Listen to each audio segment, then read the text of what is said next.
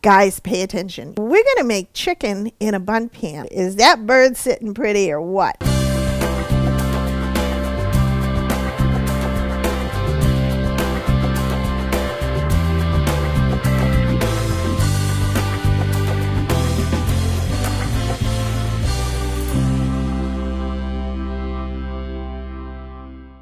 Hi, I'm Cathy Neptune and welcome to my kitchen. I'm going to share with you tips, tools, and recipes to make your time in the kitchen fun, fast, and fabulous. But we're going to prep our veggies.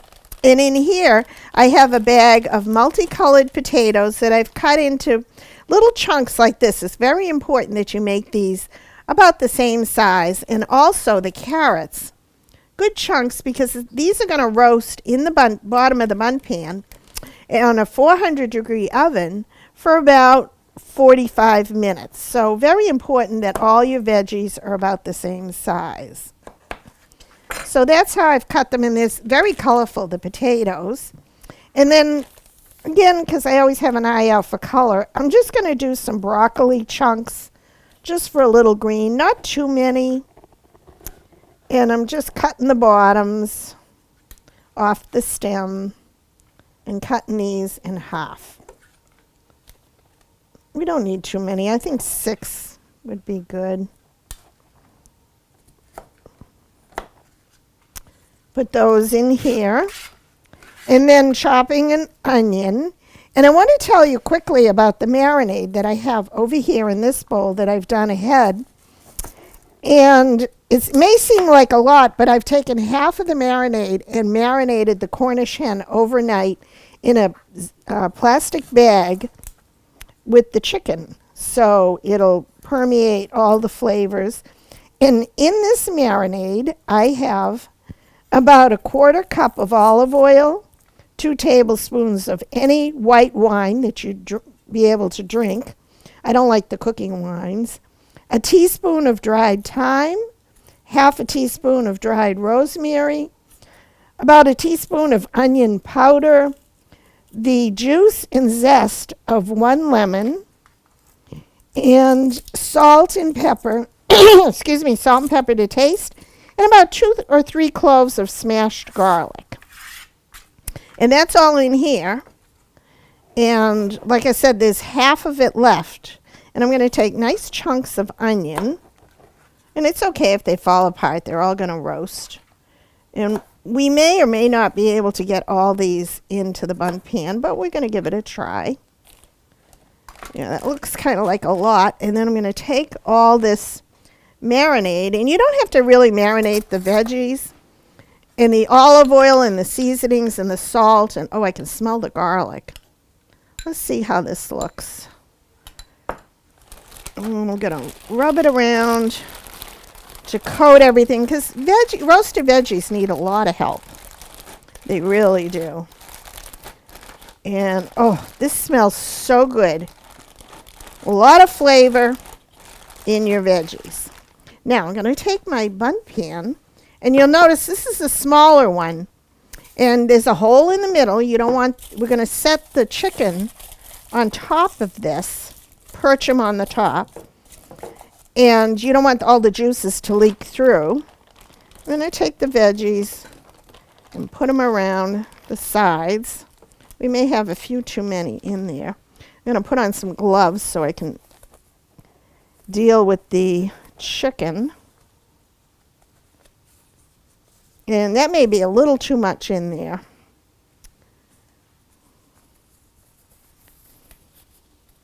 Suiting up. This is a great company dish too. And you know what you can do is take a regular size chicken and a regular size Bundt pan and do the same thing and adjust your cooking time to a little bit longer. And you want the internal temperature to be about 180 degrees when you're all done. So depending on which chicken, the small or the large one, you always want to check your internal temperature. So that's looking pretty good. Let's get a few more broccoli pieces. I'm going to take our marinated chicken, and look at this little cutie.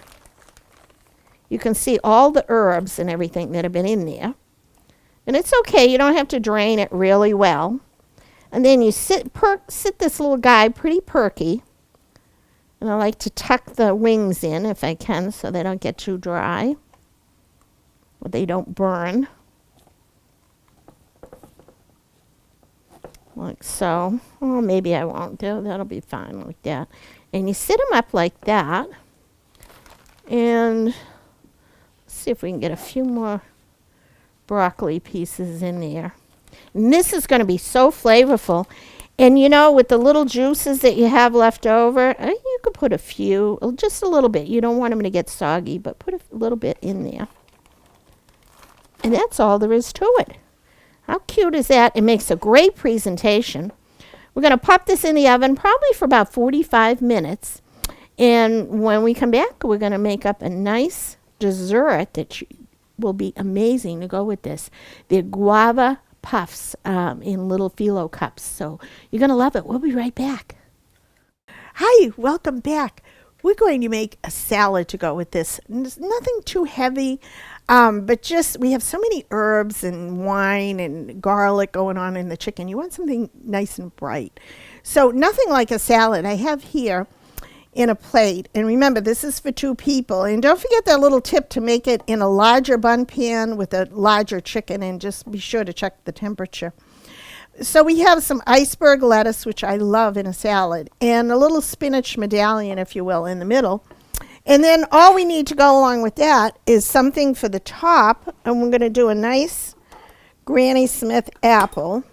I'm going to use a bigger knife. I love working with big knives. Makes it more efficient. And let's do the vinaigrette first.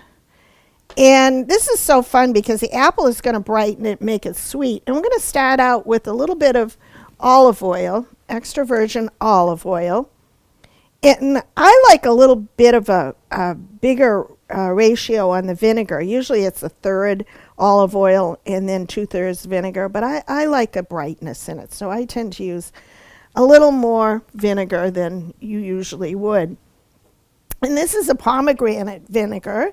And I thought that would be a nice enhancer with this because we have fruit inside the salad.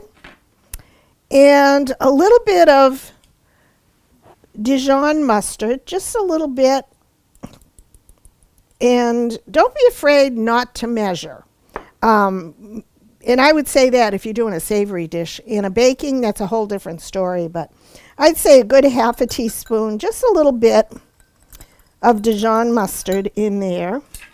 Now here's where it gets interesting, I think, is your sweetener that you're going to put in there. Now we don't need lemon juice because we have the vinegar in there and the mustard, but we do need a little sweetener to offset that.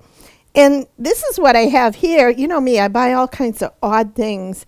This is a smoked maple syrup. So it's almost going to give it a bacony type of flavor.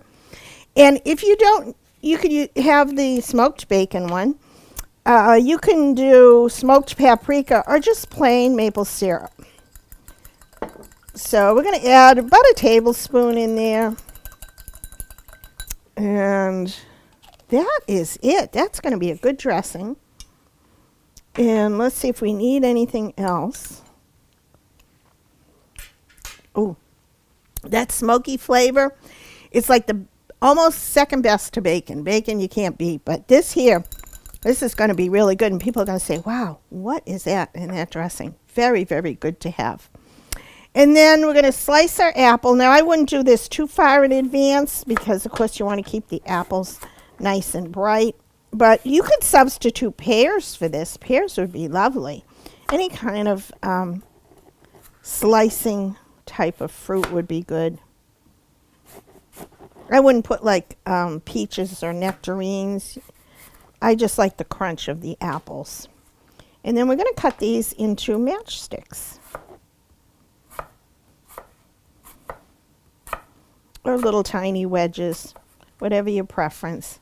And put them right around the dish. And if you had to do these ahead of time, of course, you could put a little, what would you put with this to keep them from browning? Lemons, lemon juice.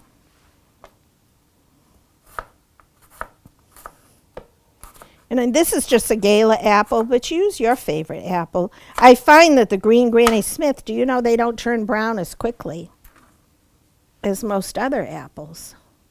So you're good if you use the green Granny Smith. Those are good. I think this should be enough for now. And then we're going to dress this,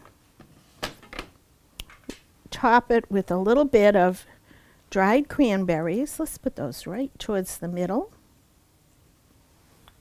And those are so good. That's a great pantry item to have. And then a little green onion to give it a little more flavor. And we're going to dress this right before serving. So there's our wonderful apple and dried cranberry salad. And great accompaniment to our very spicy and flavorful roasted Cornish hen in a Bundt pan. So I'm going to get our ingredients together for our dessert. You're going to love these little guava cream cheese puffs. I'll be right back. Hi, welcome back.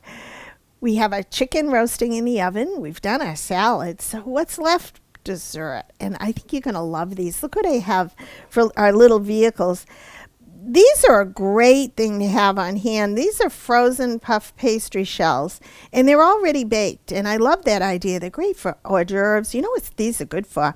You make put some little shrimps in here and do a shrimp cocktail sauce on the top. They're just like one bite wonders.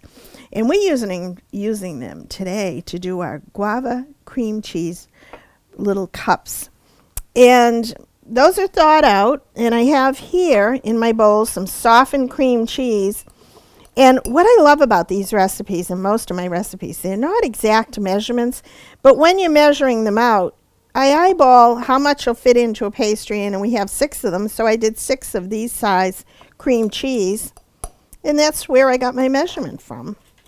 And then we have some confectioner's sugar, and just a little bit. You don't want it too sweet. You want to be able to taste the cream cheese. So that's barely a half a teaspoon. And then a very little bit of vanilla, or you can use vanilla bean paste. So just not even half a teaspoon of vanilla. And mix this up. And I love this recipe because you can make as many or as few as you want. This is enough for 2 people, just little bites. And we're going to serve them on a cute little dish. Like I said, this is a great Valentine's dinner, but I don't think we make enough for the special people in our lives. Why just do Valentine's once a year? This would be a good one to do anytime you want to make somebody feel special. So let me know when you make these recipes and how it worked for you. So I'm going to take this cream cheese mixture and just put it inside each of these little cups. And we should get about 6 into each one. You could do a ricotta cheese as well and make them taste like little cannolis. That would be fun. And use your own imagination. I hear from so many of you who take these ideas and make them your own.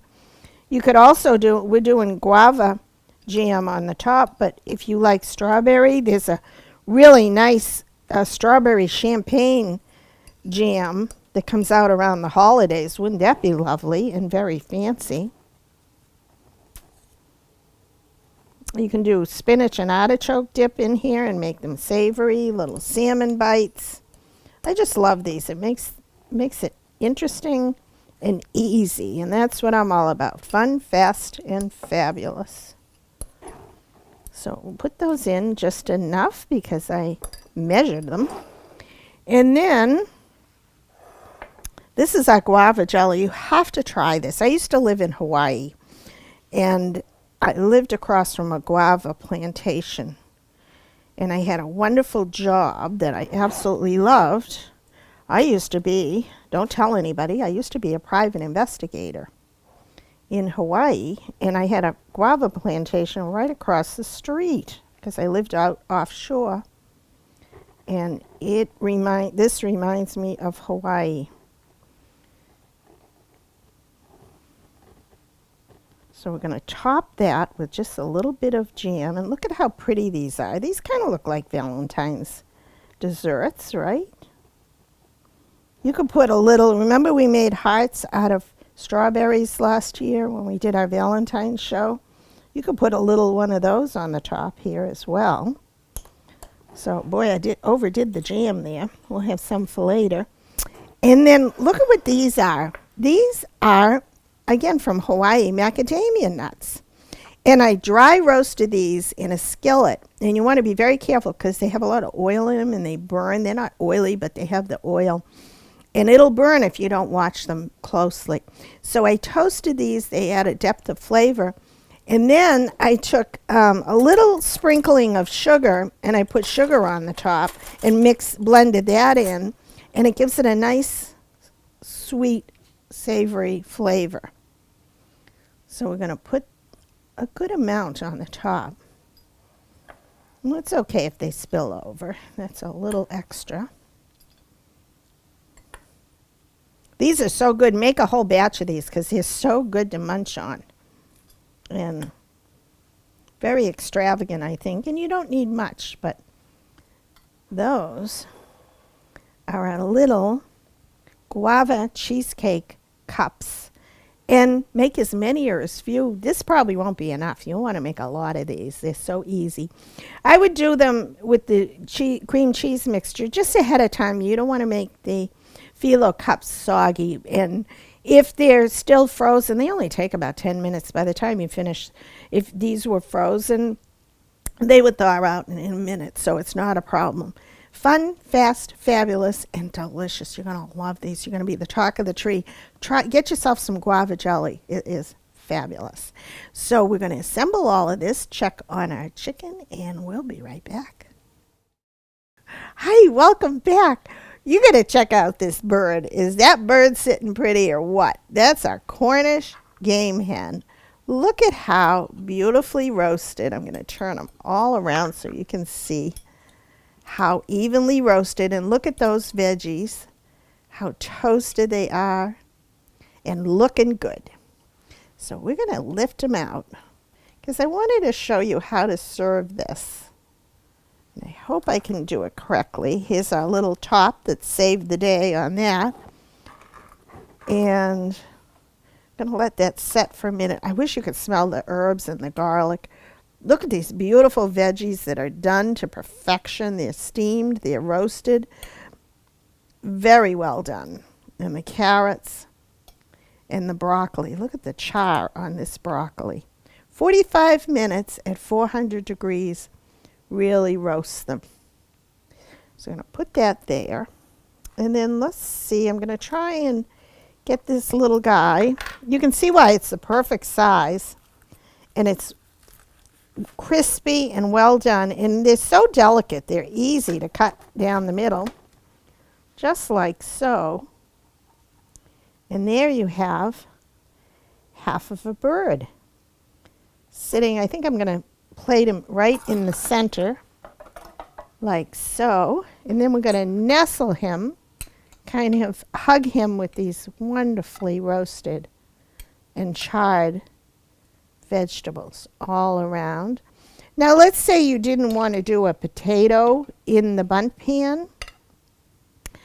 You could do some chicken stock with the same marinade and lemon juice and wine and do a orzo or a rice all around the bottom and have your starch instead of your roasted potatoes. It would be lovely. And wouldn't this be impressive to serve? Although I love the visual of having the little bird perched up in the middle and perky and ready to go. So this is our Bundt pan chicken. And let me know if you try this recipe and how it works for you. And if you didn't want to add garlic or wine, you could leave it out. Oh, by the way, I didn't mention that I put this on top of a little platter or a tray so that in case it leaks, but it really doesn't, but it makes it easier for lifting in and out of the oven. 45 minutes and you have a feast. That's our roast chicken for two. We can plate the other one. And we'll put our veggies around that as well. And you're going to find that this is so moist and so tender. And I want to say semi-healthy as well. All the veggies that are roasted, you eat your veggies, the wine, the herbs, the perfect portion size chicken for two. Great, great date night. And you make the time. Don't find the time, but make the time for date night. It's so important to do that. Then we have our salad in the front with the iceberg lettuce and fresh baby spinach, some apples on the side, and I'm going to drizzle our wonderful vinaigrette over the top that we made with the smoked maple syrup. You're going to love this. And that is going to be so good and light and refreshing against all the herbs that we have here. A beautiful little guava and cheesecake cups that we've made with pre-made phyllo dough. That is spectacular. And do the extra effort and plate things so they're beautifully presented to make people feel special. You can double, triple this. This would be a great company dinner for everybody using the larger chicken, and I hope you try these recipes. Thank you for all your letters and your comments, your questions and suggestions. I read them all. Thank you for watching, and may the fork be with you.